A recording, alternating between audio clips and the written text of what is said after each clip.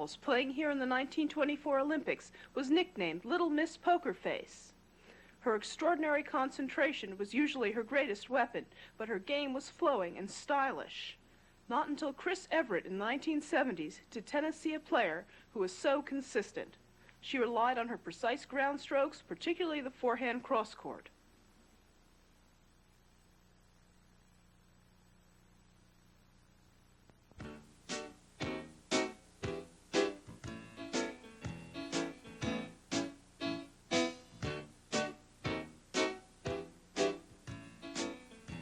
Wills won 7 U.S. singles titles, 8 Wimbledon singles titles, as well as the Olympic singles and doubles. She was the first to win the French, Wimbledon, and U.S. titles in the same year. She was a quiet and modest player who played shrewd, methodical, percentage tennis. The nimble Kitty McKane was a 2-time Wimbledon champion, but on this day she fell to Wills.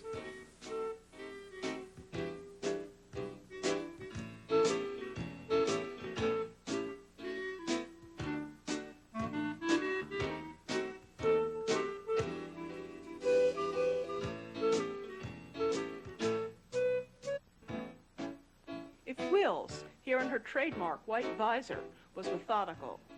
Lenglen, in the bandeau, was melodramatic.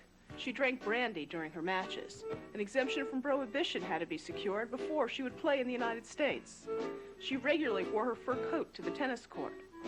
In her day, she was the diva of tennis. Wimbledon had to be moved to a new location to accommodate the crowd she drew. Lenglen was an imaginative shotmaker whose graceful leaps on court captivated audiences. Her style was ideally suited to the jazz age. Women's tennis has often been dominated by rivalries between two players who were markedly better than the rest of the pack. Wills and Lenglen could have had such a rivalry, but they only met once, here in Cannes in 1926. Lenglen, on her home turf, won the match, but she hated competition and didn't want to play Wills ever again. She turned professional so that she could play on an entirely different circuit and never face Wills. Wills took the defeat with her usual stoic manner and went on to dominate women's tennis for the next decade.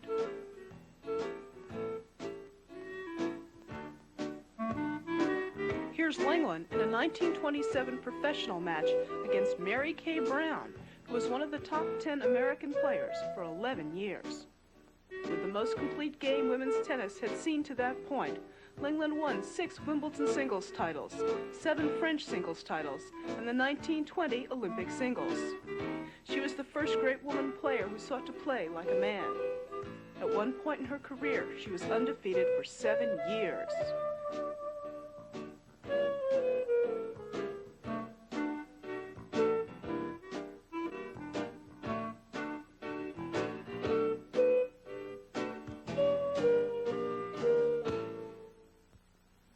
Here's a 1929 match between May Sutton Bundy and Betty Nuthall at Forest Hills in the tournament now known as the U.S. Open. Few players were as adorable as May Sutton, the owner of a tremendous forehand drive. She was the first American woman to win Wimbledon in 1905. She also won in 1907. She was a marvelous player who made a comeback and was ranked in the USTA's top 10 in 1928, 23 years after her first Wimbledon victory.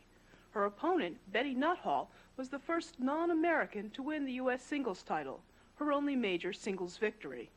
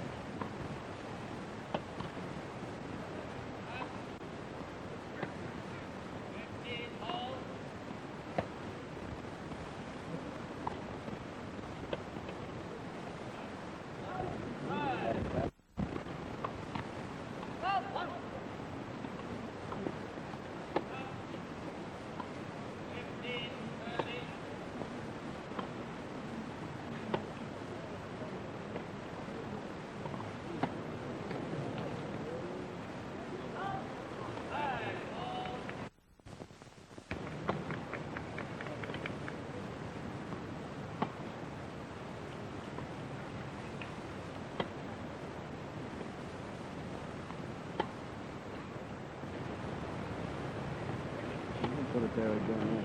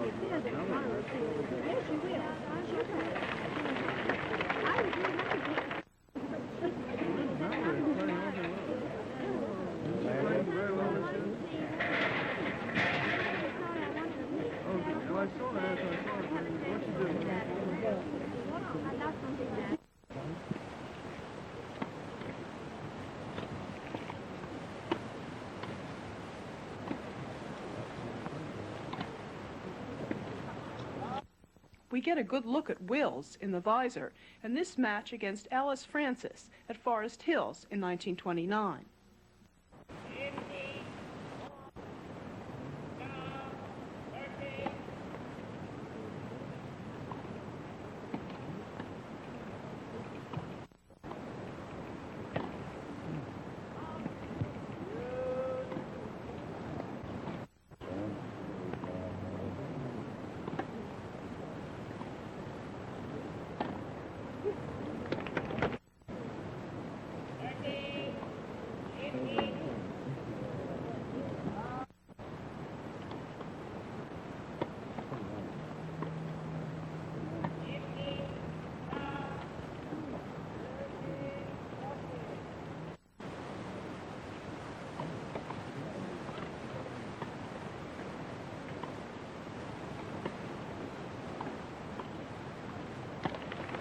That's all of it.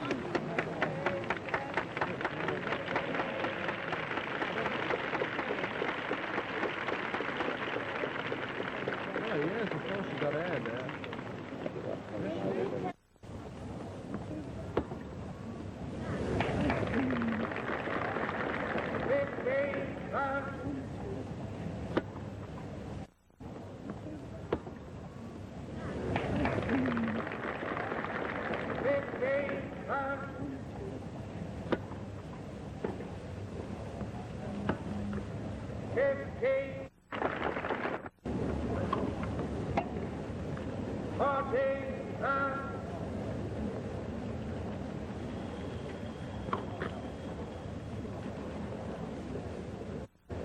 In another match from Forest Hills in 1929, Wills beats Mala Mallory.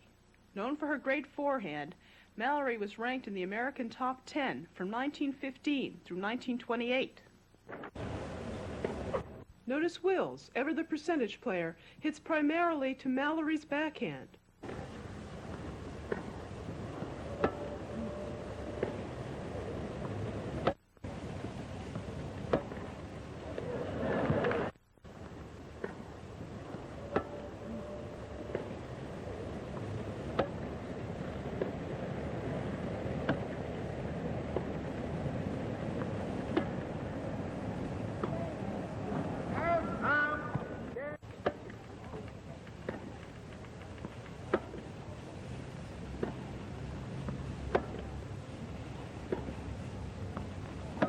When Mallory finally gets a chance to show off her forehand, as you can see, she jumps all over the ball.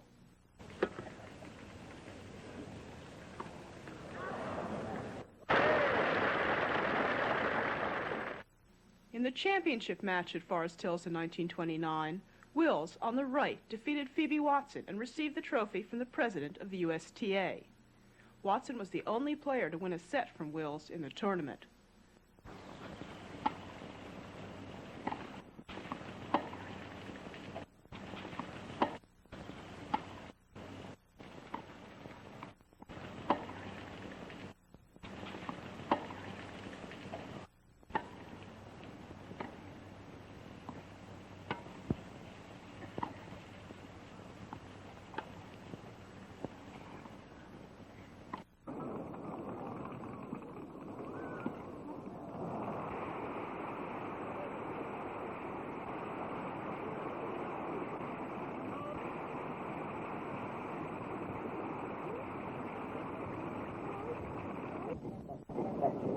you very much.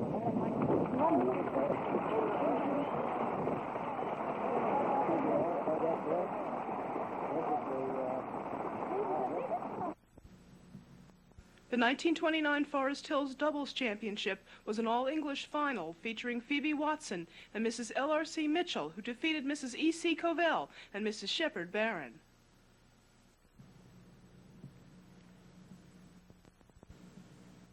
We see that even in the early days, doubles provided some of the most exciting tennis.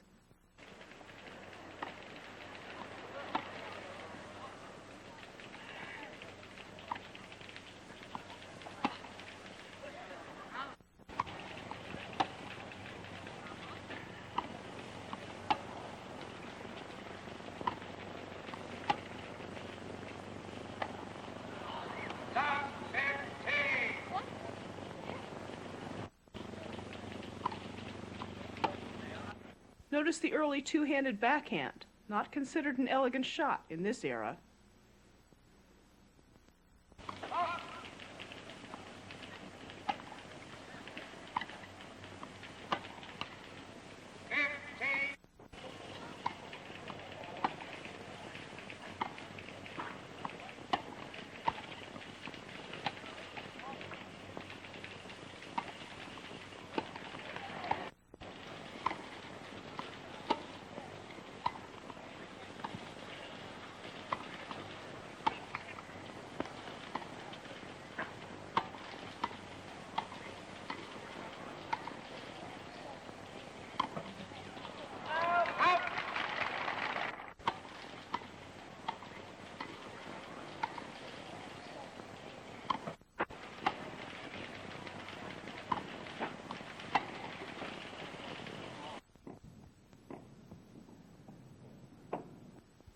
In this segment, we see Helen Wills in an early Wightman Cup match and meet the British team.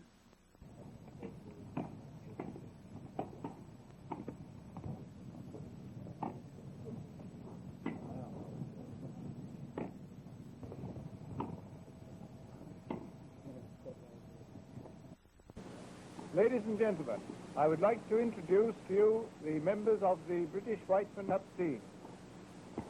Mrs. B.C. Covell, captain. Introducing Miss Betty Nuttall, Mrs. Michael Watson, Mrs. Shepard Barron, Mrs. L.R.C. Mitchell.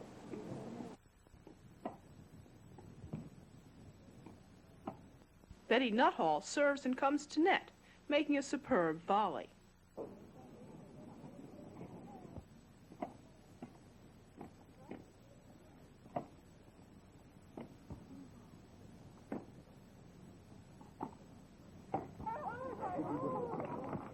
Wills was not deprived of a great rivalry, the kind of rivalry that top players need to challenge them to raise their games a notch closer to perfection.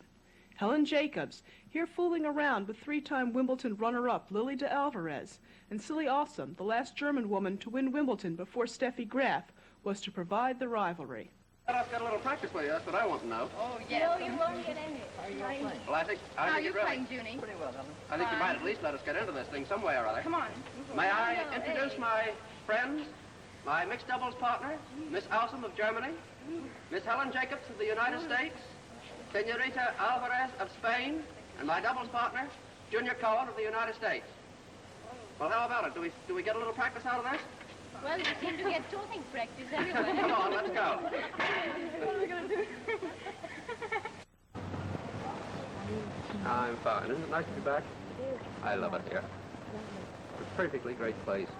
You know, there's no reason for me to introduce this lady to the American public. I'm going to introduce Mrs. Moody, but I never introduce Helen Wills, because after all, Helen Wills is an American institution, and we're all of us mighty proud over here that she's once more defending successfully her title as champion of the world. Mrs. Moody.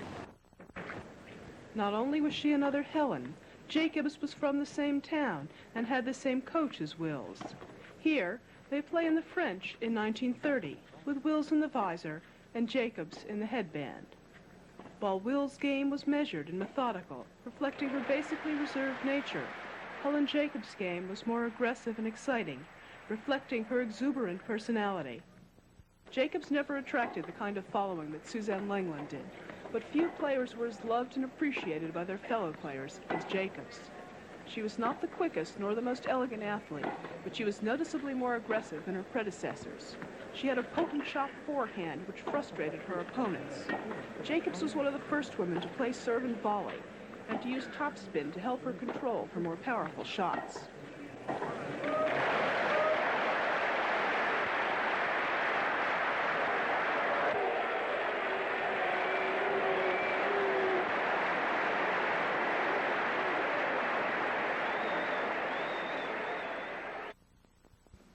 Here's the doubles championship from the French that year.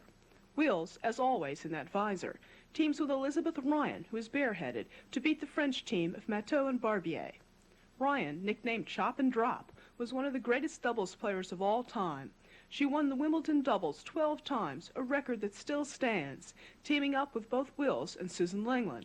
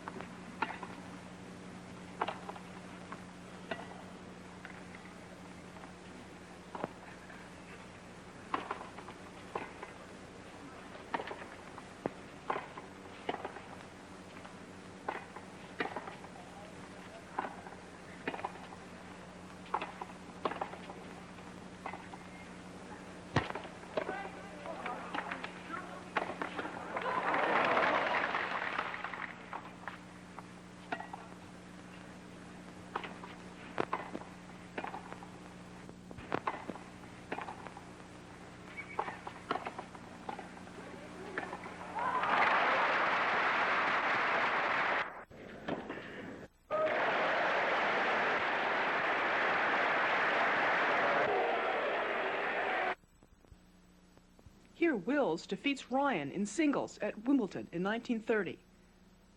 Ryan never had the success in singles that she enjoyed in doubles.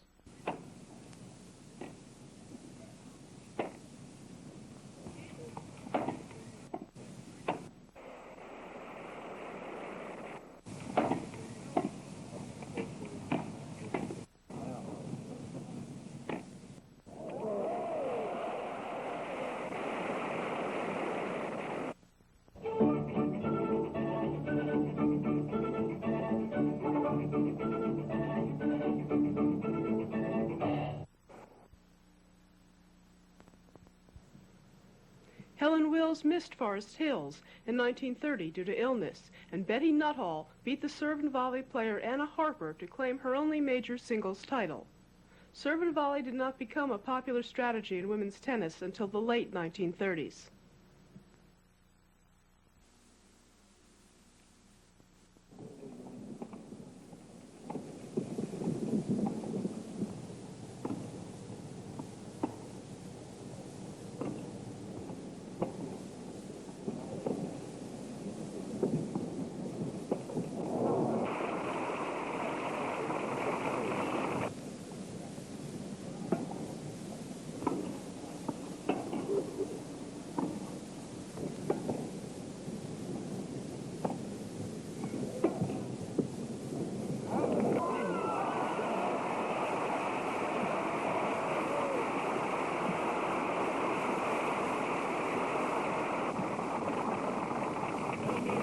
Miss Nuttall, it gives me great pleasure on behalf of the Tennis Association and the West Side Club to present you with this cup representing the championship of the United States. In 1931, Wills returned to the tennis circuit. Here she teams with Hazel Wightman, they're the duo in the visors, to beat the bareheaded Byrne twins.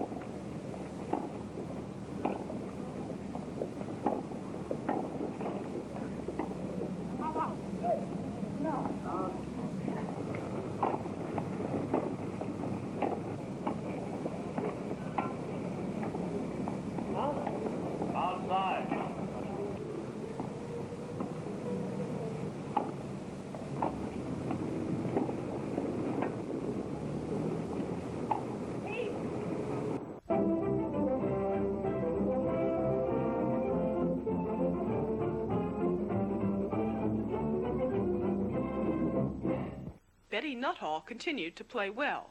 Here at Bournemouth in 1932, she defeats Kay Stammers, who was regarded as one of the most glamorous players of her time. The left-handed Stammers was one of the few players ever to beat Helen Wills. But nobody beat Wills twice.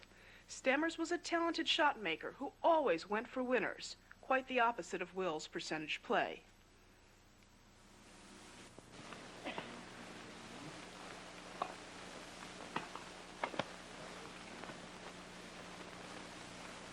Miss Nuttall is at present serving, with Miss Stammers at the far end of the court, and that shot in is the first game, which goes to Miss Nuttall. Stammers is at the moment serving, Miss Nuttall being at the far end of the court. Miss Nuttall is receiving the service at the far end of the court. She has so far won a sequence of 9 games and leads by 3 games to love in the second set.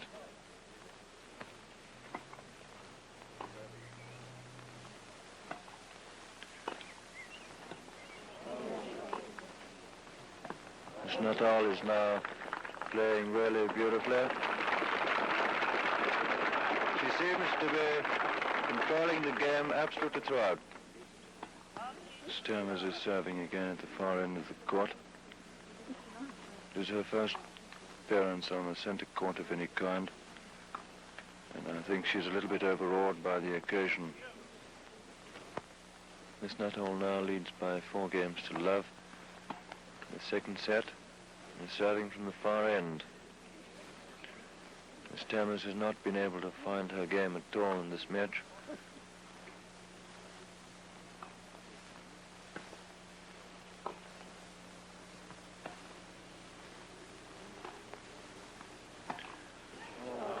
Very nice forehand drive down the line by Miss Stammers then.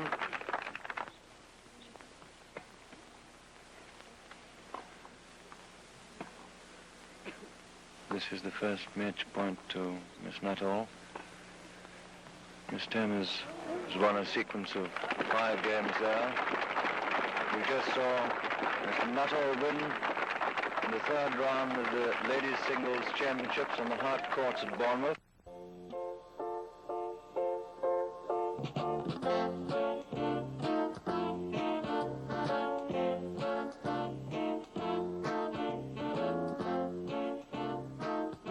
This segment shows May Sutton Bundy teaching her children to serve.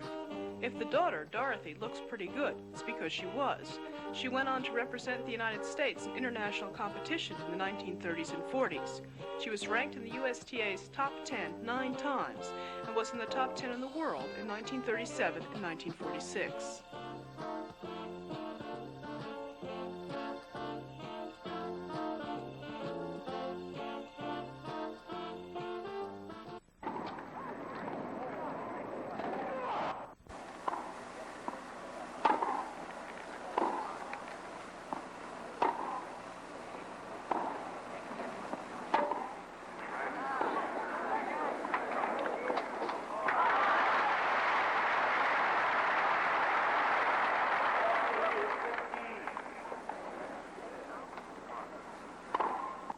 At Forest Hills in 1932, Helen Jacobs in the headband uses her power to beat Carolyn Babcock. Babcock's game was a strange mixture of gracefulness and awkwardness, vaguely similar to the game of Françoise Dürr in the 1970s. Had Babcock had the command of spin that Dürr had, she might have been more successful.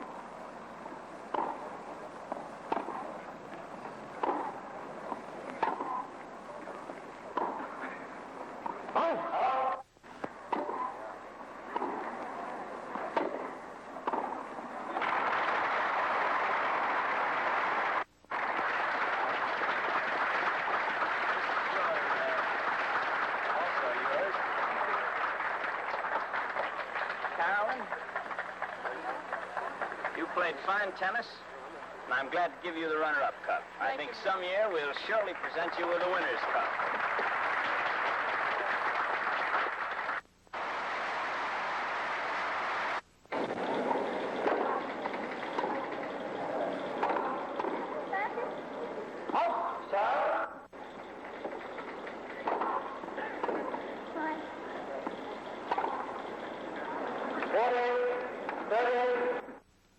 In the doubles championship, Jacobs teamed with Sarah Palfrey to defeat Alice Marble and Marjorie Painter. Jacobs and Palfrey are in the headbands. We'll see more of Alice Marble later.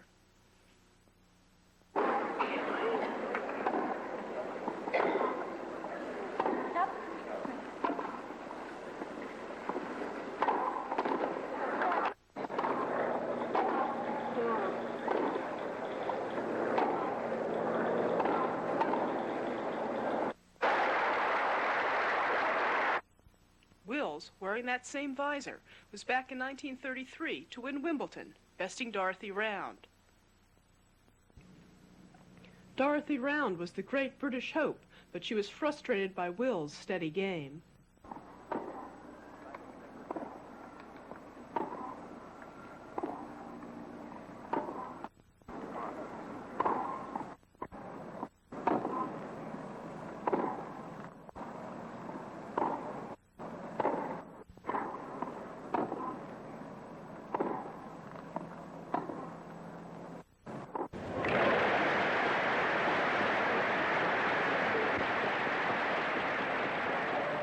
The Wills-Jacobs rivalry resumed in 1933. Jacobs, in the shorts that were to become almost as much of a trademark as Wills' visor, won when Wills was forced to default due to a back injury.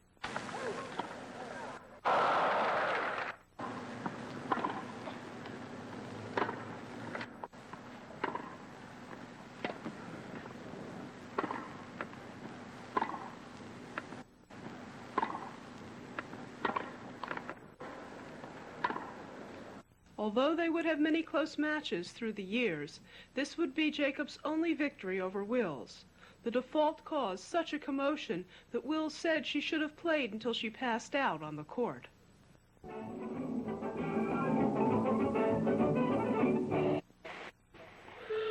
team is playing quite well and is looking forward with a great deal of pleasure to the matches against England and France. We hope very much to be able to bring back the cup. The U.S. team did bring back the cup. In fact, the U.S. team won the Wightman Cup 9 straight times in the 1930s.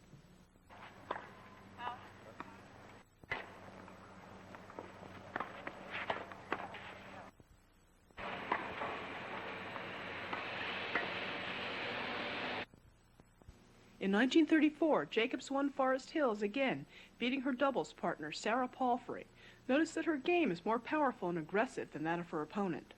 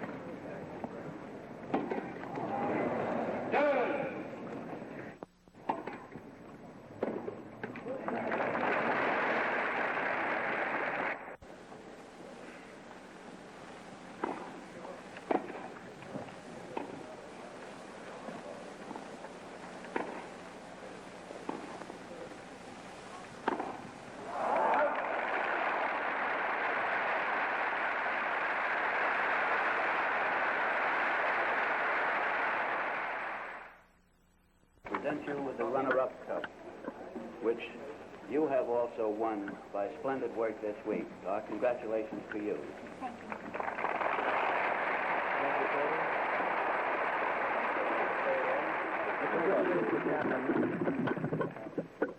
you. All I can say is that Miss Jacobs played much too well.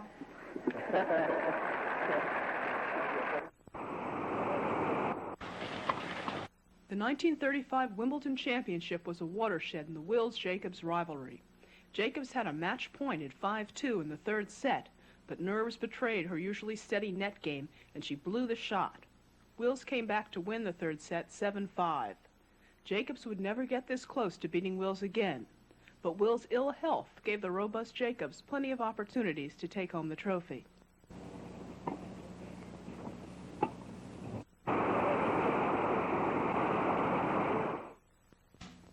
In 1936, Jacobs, in her shorts, beats Hilda Sperling to win Wimbledon.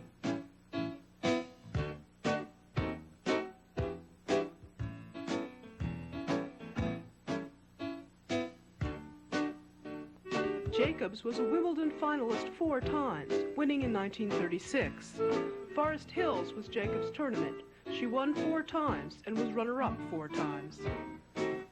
Women's tennis has often drawn a mixed crowd.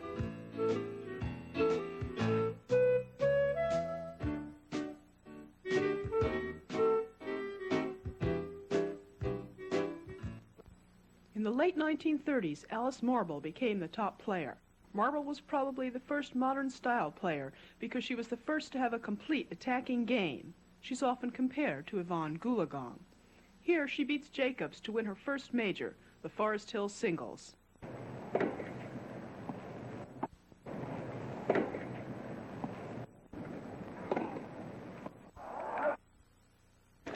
Thank you very much, Mr. Hall. 1937 was an off year for Marble and Jacobs. It was the first Forest Hills final without an American. The year's top-ranked player, Anita Lozano of Chile, beat Jadwiga Jedrzejowska of Poland, the third-ranked player.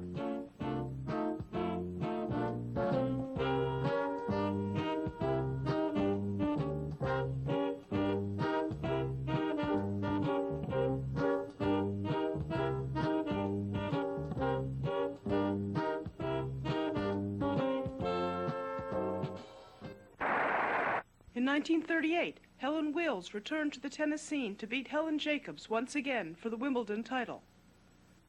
Jacobs turned her ankle during the match, but refused to default.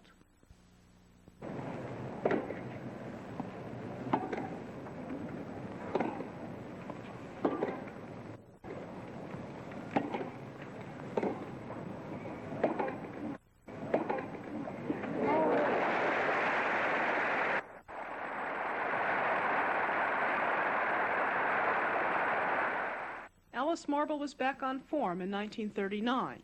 Her strong serve, potent volleys, court speed, and powerful ground strokes brought her another Forest Hills title. Wearing a baseball cap, she dispatched Nancy Wynn in 22 minutes. Marble was the first to have a professional coach accompany her to all her matches.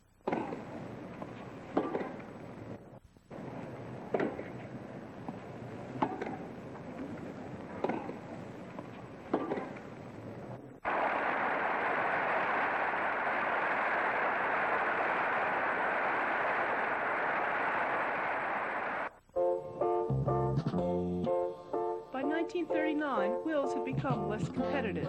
In Los Angeles, she lost a mixed doubles match.